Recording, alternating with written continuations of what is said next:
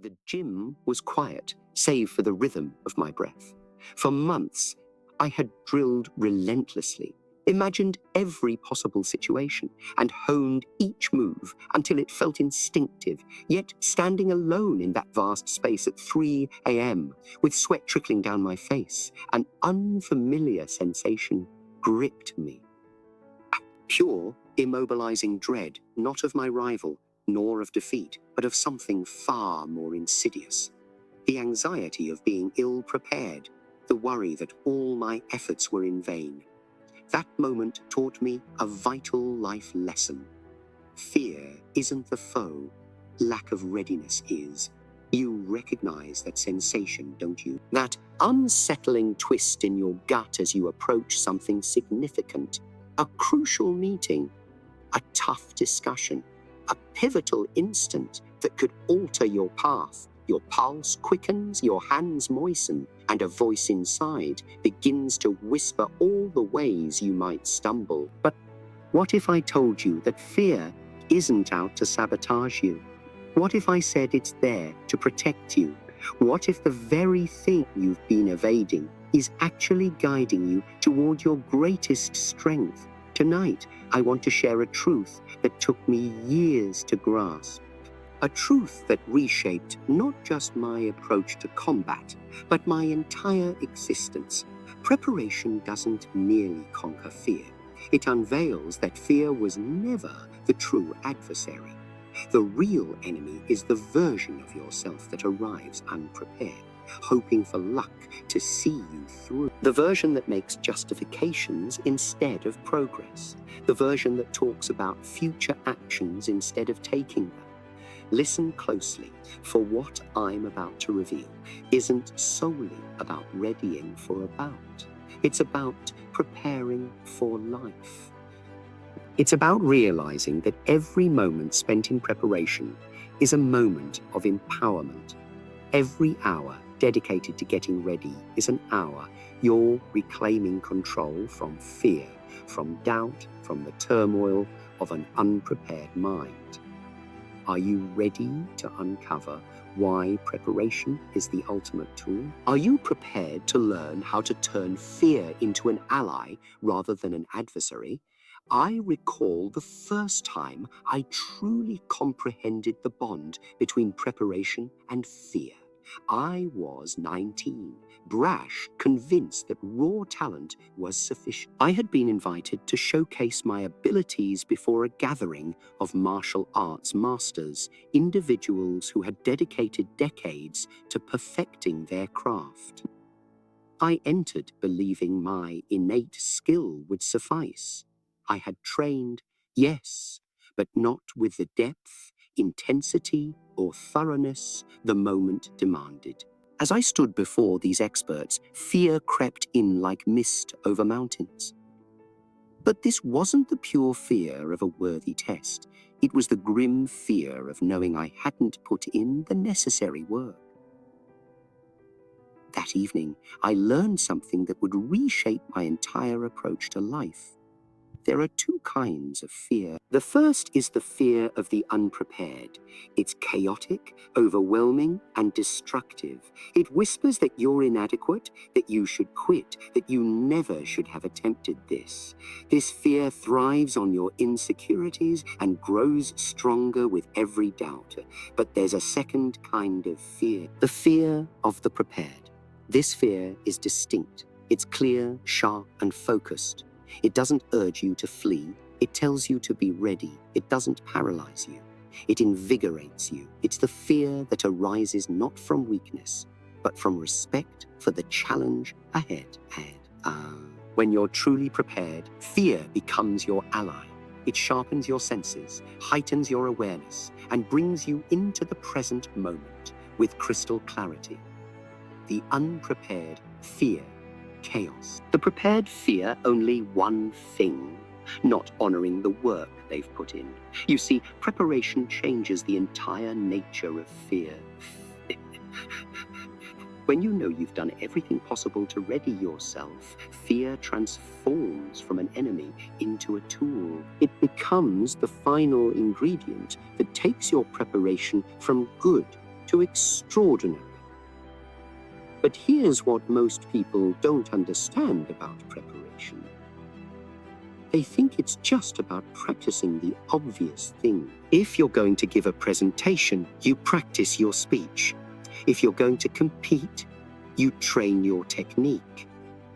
But true preparation goes deeper than the surface level. True preparation is about preparing your mind, your spirit, your entire being for the challenge ahead. It's about anticipating not just what will happen, but what could happen.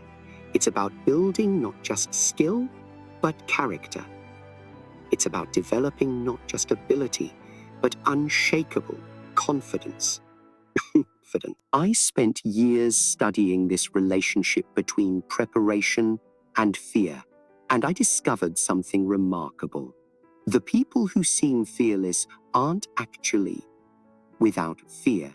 They're the ones who have prepared so thoroughly that their fear has been transformed. They've done the work so completely that fear becomes excitement. They've trained so intensively that uncertainty becomes opportunity. They've prepared so deeply that the unknown becomes an adventure rather than a threat.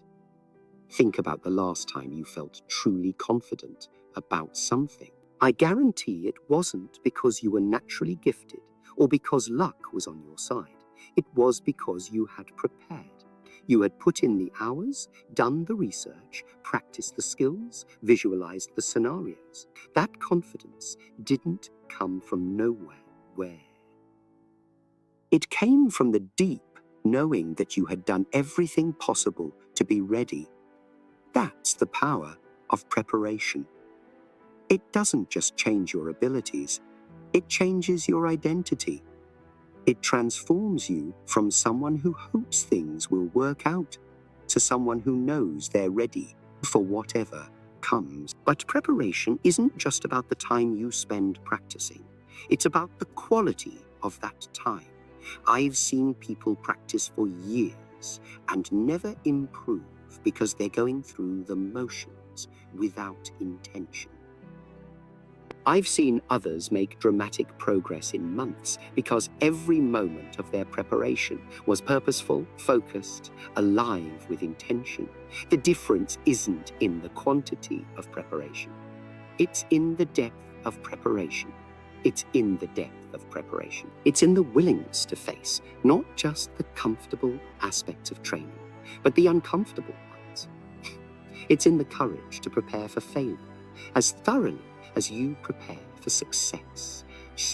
Let me tell you about the 3 levels of preparation that separate the truly ready from those who are just going through the motions. The first level is physical preparation. This is what most people think of when they hear the word preparation. No, it's practicing your techniques, memorizing your material, rehearsing your performance. This level is important, but it's only the foundation. If you stop here, you're building a house on sand. Physical preparation gives you the tools, but it doesn't give you the wisdom to use them effectively under pressure. Second level is mental preparation. This is where you begin to separate yourself from the crowd. Mental preparation is about visualizing not just success, but every possible scenario. It's about training your mind to stay calm under pressure, to think clearly when chaos erupts around you. It's about developing the mental flexibility to adapt when your original plan doesn't work. Most people skip this level entirely, and that's why they crumble when the unexpected happens.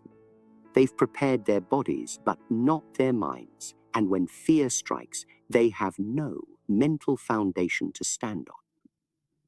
The third level is spiritual preparation. This is the deepest and most powerful level, and it's what transforms good fighters into great ones, good performers into legendary ones. Spiritual preparation is about aligning your actions with your deepest values. It's about connecting your immediate challenge to your larger purpose. It's about preparing not just to win, but to express your authentic self regardless of the outcome. When you prepare at this level, you become unshakable, not because nothing can hurt you, but because you know that whatever happens, you'll remain true to who you are. I remember a fight that taught me the difference between these levels of preparation. I had trained my techniques until they were flawless. I had visualized every possible scenario until I could see the fight in my sleep. But I had skipped the spiritual preparation. I had forgotten to connect this challenge to my deeper purpose, to my authentic self. When the fight began, my techniques were perfect, my strategy was sound, but something was missing. I was fighting someone else's fight, not my own. I won that fight, but I learned something more valuable than victory. I learned that without spiritual preparation, even perfect technique feels hollow. That's when I began to understand what real preparation looks like. It's not just about being ready for what you expect. It's about being ready for who you need to become. Every challenge in life is asking you to grow, to evolve, to become a more complete version of yourself. When you prepare only for the external challenge, you miss the internal transformation that's waiting for you. But when you prepare at all three levels, something magical happens. You don't just get ready for the challenge, you become someone who's ready for any challenge. This brings me to one of the most misunderstood aspects of preparation. People think that if they prepare enough, they won't feel fear at all. They think preparation is supposed to eliminate fear completely, but that's not how it works. Preparation doesn't eliminate fear. It transforms fear from your enemy into your fuel. When you're truly prepared, you still feel fear, but it's a different kind of fear. It's the fear of a warrior who knows they're ready for battle, not the fear of a victim who hopes they'll survive. I want you to understand something crucial about this transformation. When you're unprepared, fear controls you. It makes the decisions, it sets the pace, it determines your actions. But when you're prepared, you control fear. You use its energy, you harness its power, you direct its intensity toward your goal. This is why prepared people often seem to perform better under pressure than in practice. They're not fighting against their fear. They're fighting with it. The relationship between preparation and fear is like the relationship between a martial artist and their opponent. An untrained person sees an opponent as a threat, something to be avoided or feared. But a trained martial artist sees an opponent as a partner in the dance of combat, someone who brings out their best techniques, their highest level of performance. Fear, when you're properly prepared, becomes like that opponent. It doesn't diminish your performance, it elevates it. But here's where most people go wrong in their preparation. They prepare for the challenge they expect, not for the challenge they might face.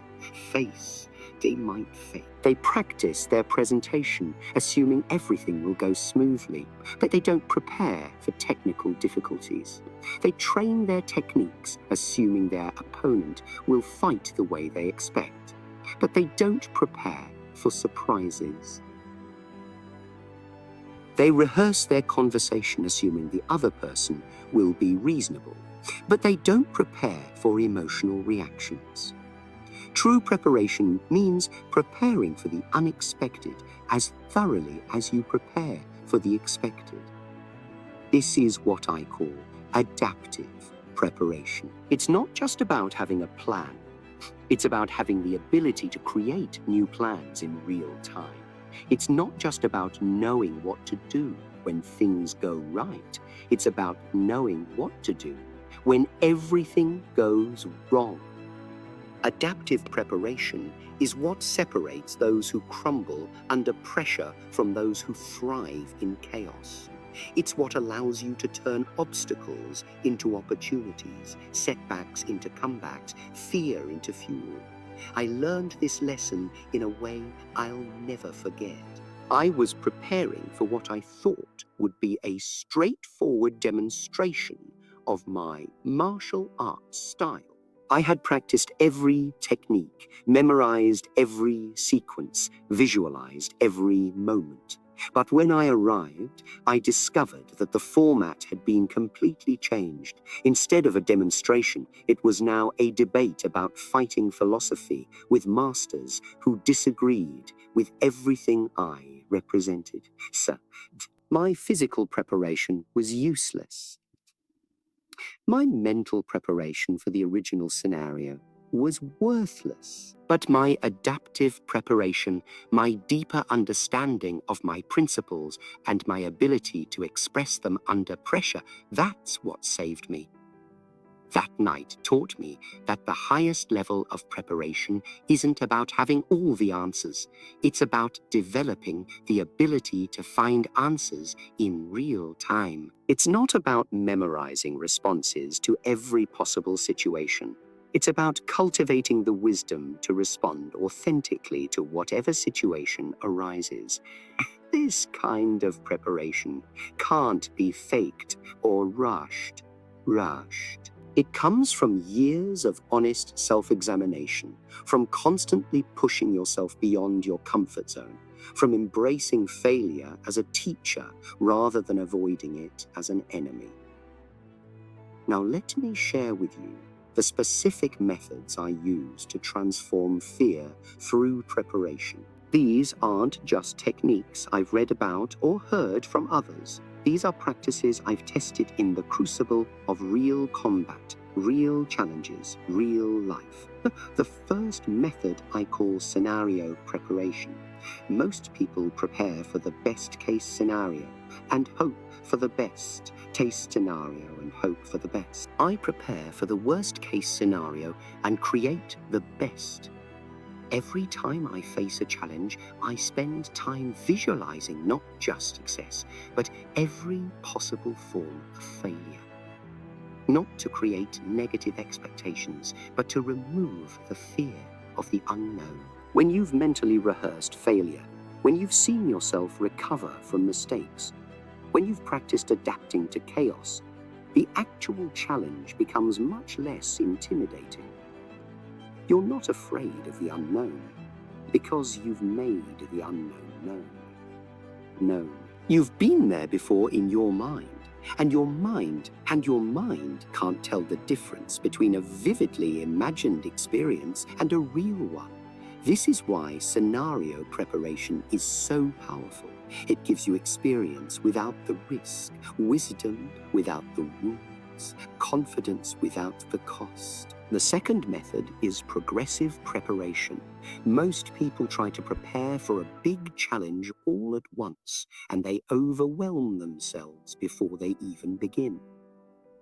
Progressive preparation means breaking down your ultimate challenge into smaller challenges that you can master one at a time. If you're preparing for a major presentation, you don't start by trying to give the perfect presentation. You start by getting comfortable speaking to one person, then 2, then 5, then 10. Each level of preparation builds on the previous one, creating a foundation of confidence that can't be shaken. The beauty of progressive preparation is that it allows you to face fear in manageable doses. Instead of being overwhelmed by the magnitude of your ultimate challenge, you're building your fear tolerance gradually. By the time you face the big moment, you've already faced dozens of smaller versions of the same fear. You've proven to yourself repeatedly that you can handle pressure, that you can perform when it matters, that you can adapt when things don't go according to plan. The third method is holistic preparation. This means preparing not just the obvious skills, but everything that contributes to your performance. If you're preparing for a physical challenge, you don't just train your techniques. You prepare your nutrition, your sleep, your mental state, your your emotional balance. If you're preparing for a mental challenge, you don't just study the material. You prepare your physical energy, your emotional stability, your spiritual centeredness. Everything is connected, and true preparation recognizes these connections. I learned this lesson when I was preparing for my first major film role. I thought preparation meant memorizing my lines and practicing my fight scenes, but I quickly discovered that my preparation was incomplete. I hadn't prepared for the pressure of performing in front of cameras, the exhaustion of long shooting days, the emotional demands of embodying a character.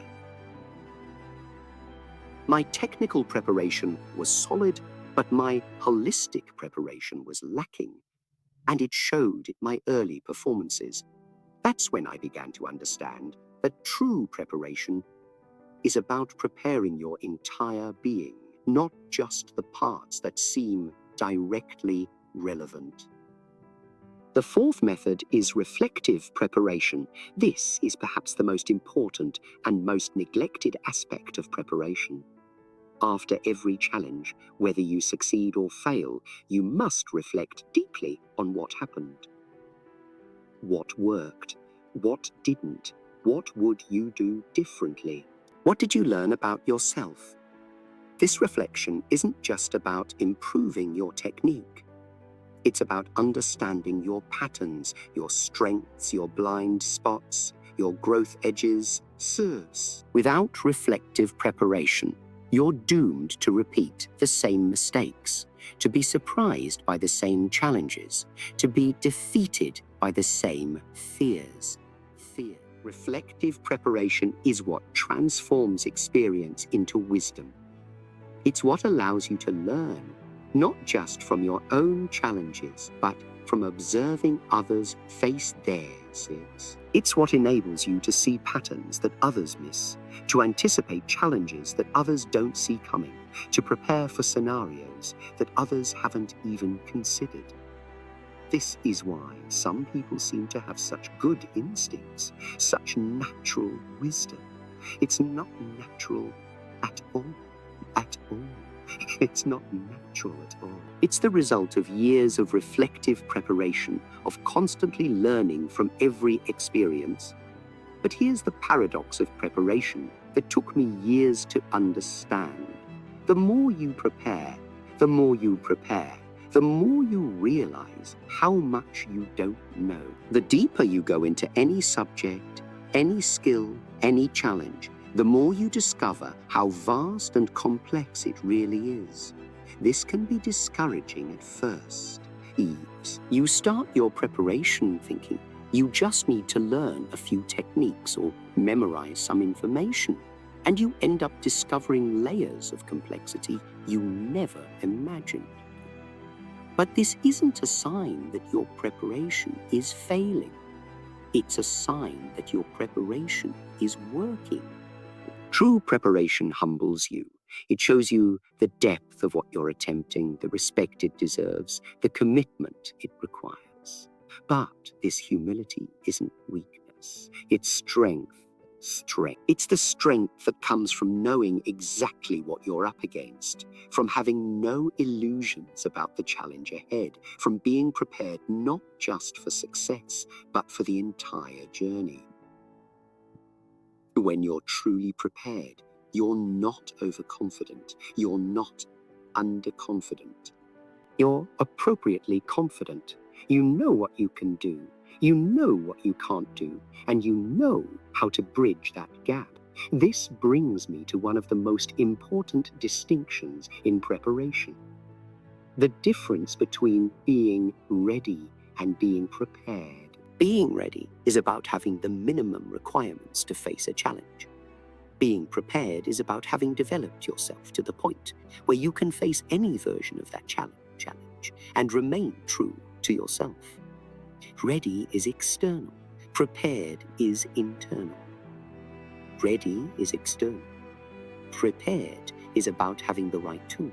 Prepared is about being the right person. Ready gets you through the challenge. Prepared transforms you through the challenge. I see this difference constantly in martial arts. A ready fighter has learned the techniques, practiced the combinations, developed the conditioning. But a prepared fighter has developed the character to use those techniques wisely, the wisdom to adapt those combinations to any situation, the spirit to maintain their center regardless of what their opponent does. The ready fighter wins fights. The prepared fighter becomes a warrior. The ready fighter defeats opponents. A prepared fighter transcends opposition. This distinction is crucial because it determines not just how you perform in the moment, but who you become through the process. When you focus only on being ready, you're focused on the external outcome. The external outcome. You're trying to control results, to guarantee success, to eliminate uncertainty. But when you focus on being prepared, you're focused on internal development. You're trying to grow yourself, to express your potential, to become worthy of the challenge you're facing. The irony is that the more you focus on being prepared rather than just ready, the better your external results become. When you're truly prepared, you're not attached to specific outcomes because you know that your preparation has value regardless of what happens. You're not afraid of failure because you know that your preparation has already succeeded in making you stronger, wiser, more capable. You're not desperate for victory because you know that your preparation has already given you the greatest victory of all. The victory over your own limitations. This is why preparation defeats fear every time, not because it guarantees success, but because it guarantees growth. Not because it eliminates uncertainty, but because it builds your capacity to thrive in uncertainty. They strengthen you. Fear doesn't paralyze you, it energizes you. But let me be clear about something. This kind of preparation isn't easy. It requires a level of commitment that most people aren't willing to make. It demands that you face uncomfortable truths about yourself, that you spend time on activities that don't provide immediate gratification, that you invest in long-term growth rather than short-term comfort. It asks you to become a different kind of person, someone who values excellence over ease, growth over comfort, authenticity over approval. The path of true preparation is lonely sometimes. While others are seeking quick fixes and shortcuts, you're doing deep work.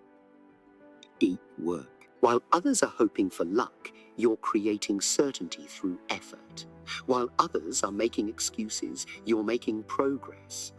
But this loneliness is temporary. The strength you build through preparation, the confidence you develop through facing your fears, the wisdom you gain through reflective practice, these things last forever. I want to share with you now a story that illustrates everything I've been teaching you about the relationship between preparation and fear. It was 1967, and I was facing the biggest challenge of my martial arts career. A traditional kung fu master had challenged me to a fight that would determine whether I could continue teaching martial arts to non-Chinese students. The entire future of my school, my philosophy, my way of life was on the line. The fear was unlike anything I had ever experienced. Not just fear of losing the fight, but fear of losing my purpose, my identity, my ability to share what I had learned. In the months leading up to this confrontation, I could have prepared in the traditional way. I could have practiced my techniques, developed my conditioning, studied my opponent's style, and I did all of those things. But I also did something more. I prepared myself spiritually for the possibility that I might lose everything I had worked for. I prepared myself mentally for the criticism and rejection that might follow. I prepared myself emotionally for the pain of watching my dreams crumble. This wasn't negative thinking. This was complete preparation. By the time the day of the fight arrived, I felt a strange kind of peace. Yes, I was afraid, but it was the clean fear of someone who had done everything possible to be ready. I had prepared not just to win, but to face whatever outcome emerged with dignity and grace. I had prepared not just my fighting skills, but my character. I had prepared not just for success, but for the entire spectrum of human experience that this challenge might bring. The fight itself lasted only a few minutes, but those minutes contained a lifetime of learning. My opponent was skilled, traditional, powerful, but my preparation had made me something he wasn't expecting. I wasn't just a fighter trying to win. I was a prepared warrior, expressing his authentic self through combat. Every technique I threw came not from desperation or aggression, but from the deep well of preparation I had built over months of training. When the fight ended, and I had won, the victory felt almost secondary to the preparation that had made it possible. But here's what I learned from that experience that changed everything for me. The real victory wasn't in defeating my opponent. The real victory was in discovering that my preparation had transformed me into someone who could face the ultimate test of my beliefs and remain true to myself. The fear I had felt wasn't my enemy, it was my teacher. When you understand this, when you really embrace this truth, everything changes. You stop running from fear and start running toward it. You stop seeing challenges as threats and start seeing them as gifts. You stop hoping you'll be ready and start making sure you're prepared. The mirror of your life is always reflecting back to you the level of your preparation. When you see fear, you're seeing an invitation to prepare more deeply. When you see obstacles, you're seeing opportunities to grow stronger. Cues to grow strong. When you see uncertainty, you're seeing the raw material for building unshakable confidence. The choice is always yours. You can remain unprepared and let fear control you, or you can commit to the path of preparation and learn to control fear. You can hope for the best, or you can prepare for anything and create your own best. Preparation defeats fear every time, not by eliminating it, but by transforming it. Not by avoiding it, but by embracing it. Not by making you fearless, but by making you fearless. When you're truly prepared, you still feel fear, but fear no longer feels like your master. It feels like your fuel. It feels like your friend. It feels like your friend. It feels like your guide toward becoming everything you're capable of becoming. This is the warrior's way. This is the path of true strength. This is how you transform fear from your greatest enemy into your most powerful ally. Be prepared, my friend. Be ready for anything. And watch as fear becomes the very force that propels you toward your destiny.